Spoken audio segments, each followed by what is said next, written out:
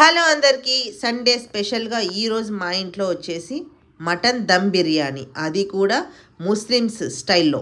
Next కట్ట చూస్తున్నారు కదండి, కట్ట లేదా దాల్చా అంటారు కదా అది.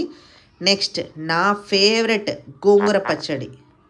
గోంగూర పచ్చడి అన్నది బిర్యానీకి బెస్ట్ కాంబినేషన్ అండి. పెరుగు పచ్చడి యాజ్ యూజువల్గా ఉంటుంది. అందరూ చికెన్ బిర్యానీ పిల్లలు ఎక్కువగా ఇష్టపడతారు, కానీ మటన్ బిర్యానీని పర్ఫెక్ట్గా మెజర్మెంట్స్ తోటి కుక్ చేసుకున్నట్లయితే అద్భుతమైన టేస్ట్ ఉంటుందండి. చాలా మంచి టేస్ట్ని ఎన్హాన్స్ చేయొచ్చు.